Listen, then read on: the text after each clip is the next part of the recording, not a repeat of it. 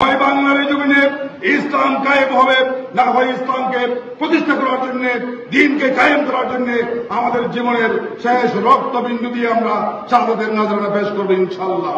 আমাদের চূড়ান্ত সিদ্ধান্ত নেওয়ার সময় এসেছে। আমরা সত্যিকার অর্থে নিজেদেরকে একজন মুসলমান বানাতে চাই, আমরা নবীর খাঁটি উম্মত হতে চাই, আমরা কোরআনের আদর্শের সৈনিক হতে চাই, আমরা আল্লাহর প্রিয় বান্দা হতে চাই। আর এই পথ একটাই, সেই পথ হলো ইসলাম। ইসলাম ছাড়া বিকল্প কোনো পথ নেই। আল্লাহর প্রিয় বান্দা হওয়ার জন্য দ্বিতীয় কোনো পথ আমাদের সামনে নেই, ঠিক কিনা? আমরা যদি বিশ্বাস করি ইসলামের এই পথ হচ্ছে সিরাতুল মুস্তাকিমের পথ, এই পথ হচ্ছে জান্নাতের পথ, এই পথ হচ্ছে কল্যাণের পথ, তাহলে এই পথে পিছপা হওয়ার, অলস হয়ে বসে থাকার কোন সুযোগ আমাদের নেই। আজকে প্রিয় ভাই বন্ধুগণ, যেই সময় আমরা এখানে ঈদ মিলনের অনুষ্ঠান করছি, যে সময় আমরা ঈদ উদযাপন করছি, আজকের এই দিনেও আমার ফিলিস্তিনের মুসলমানদের, নিরীহ মুসলমানদেরকে নির্মমভাবে হত্যা করা হচ্ছে। গতকালকেও 70 জন নিরীহ ফিলিস্তিনিকে হত্যা করা হয়েছে। ঈদের দিনেও ফিলিস্তিনিদেরকে হত্যা করা হয়েছে। আজকে 60,000-এর মতো ফিলিস্তিনিদেরকে হত্যা করা হয়েছে। তাদের অপরাধ একটাই, তারা মুসলমান, তারা কালামা পড়েছে, তারা আমাদের ভাই, তারা আল্লাহর নবীর উম্মত, তারা কোরআনের অনুসারী। এটি হচ্ছে তাদের অপরাধ। আমরা বাংলাদেশে দেখেছি এই অপরাধে আল্লামা দেলোয়ার হোসেন সাঈদীকে তিল তিল করে হত্যা করা হয়েছে, মৌলানা মতিউর রহমান নিজামীকে ফাঁসির কাস্টে ঝুলিয়ে হত্যা করা হয়েছে, অধ্যাপক গোলাম আজমকে তিল তিল করে জেলখানায় বন্দী রেখে হত্যা করা হয়েছে, এবং আমাদের অসংখ্য ভাইদেরকে হত্যা করা হয়েছে। এভাবে আল্লাহ রাসূলের জামানায় আমরা দেখেছি অসংখ্য সাহাবা আজমাইনদেরকে হত্যা করা হয়েছিল, কিন্তু তারা ইসলাম থেকে 1 সেকেন্ডের জন্য চুল পরিমাণ তারা বিচ্যুত হয়ে যায়, ঠিক কিনা? আজকের এই সময়ে আমরাও বলতে চাই, আমাদেরকে হত্যা করা হোক, আমাদেরকে গুম করা হোক, খুন করা হোক, জেলে বন্দী করা রাখা হোক না কেন, আমরা ইসলামের এই পথ থেকে 1 সেকেন্ডের জন্য 1 চুল পরিমাণ আমরা সরে যাব না ইনশাআল্লাহ। আমরা সিদ্ধান্ত গ্রহণ করেছি, হয় বাংলার এই জমিনে ইসলাম কায়েম হবে, না হয় ইসলামকে প্রতিষ্ঠা করার জন্য, দ্বীনকে কায়েম করার জন্য আমাদের জীবনের শেষ রক্তবিন্দু দিয়ে আমরা শাহাদাতের নজরানা পেশ করবো ইনশাআল্লাহ।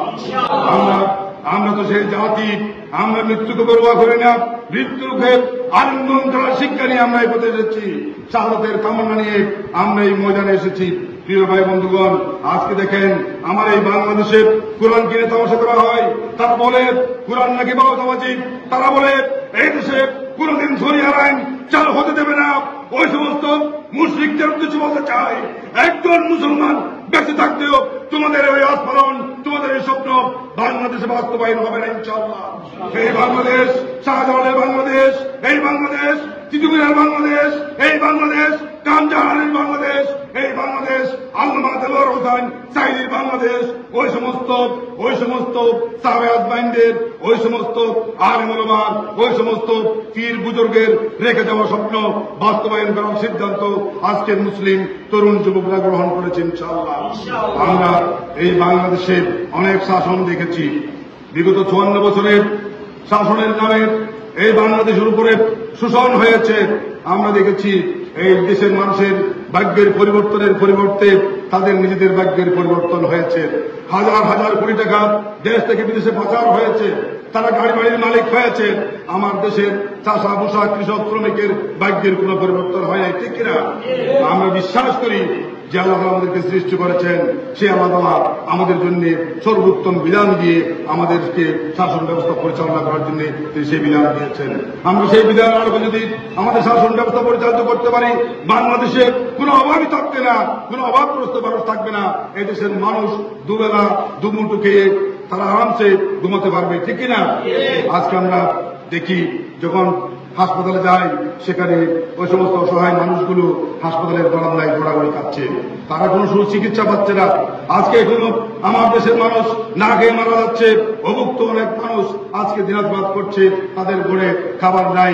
এরকম হাজার হাজার মানুষ বাংলাদেশে রয়েছে। আর আমরা দেখেছি 28,000 লক্ষ কোটি টাকা দেশ থেকে বিদেশে পাচার হয়েছে বিগত বছরে। আমরা অতীতেও দেখেছি ওই সমস্ত যারা হাজার টাকার মালিক ছিল তারা লক্ষপতি হয়েছে, তারা কোটিপতি হয়েছে। তারা আঙ্গুল বলে কলা গাছ হয়েছে, এদেশের মানুষের জন্য তারা কাজ করে নাই। আজকে বাংলাদেশ জামাত ইসলামীকে নতুন করে পরীক্ষা দেওয়ার কোন প্রয়োজন নাই। বাংলাদেশ জামাত ইসলামীর 2 জন মন্ত্রী 3টি মন্ত্রণালয় তারা পরিচালনা করেছিল। বাংলাদেশ জামাত ইসলামীর অসংখ্য সংসদ সদস্য ছিল। বাংলাদেশ জামাত ইসলামীর অসংখ্য চেয়ারম্যান, উপজেলা চেয়ারম্যান ছিল। একজনের বিরুদ্ধেও কোন ধরনের দুর্নীতির অভিযোগ কেউ আনতে পারে নাই, ঠিক কিনা? আমরা দেখেছি আজকে প্রশাসন থেকে শুরু করে আজকে রাজনীতিবিদরা আকণ্ড দুর্নীতিতে নিমজ্জিত। এই দেশ থেকে যদি দুর্নীতি বন্ধ করা যায়, বাংলাদেশের 1 বছরে এই দেশের চেহারা পরিবর্তন হয়ে যাবে। বাংলাদেশ জামাত ইসলামী এই দেশটাকে দুর্নীতি মুক্ত একটি বাংলাদেশ গঠন করতে চায়। বাংলাদেশ জামাত ইসলামী ঘুষ মুক্ত একটি বাংলাদেশ গঠন করতে চায়। বাংলাদেশ জামাত ইসলামী 18 কোটি মানুষের 36 কোটি হাতকে কর্মীর হাতে পরিণত করতে চায়। বাংলাদেশ জামাত ইসলামী বেকার মুক্ত একটি সমাজ উপহার দিতে চায়। বাংলাদেশ জামাত ইসলামী কল্যাণ নয়, কল্যাণমূলক একটি সুন্দর সমাজ, সুন্দর দেশ জাতির সামনে উপহার দিতে চায়।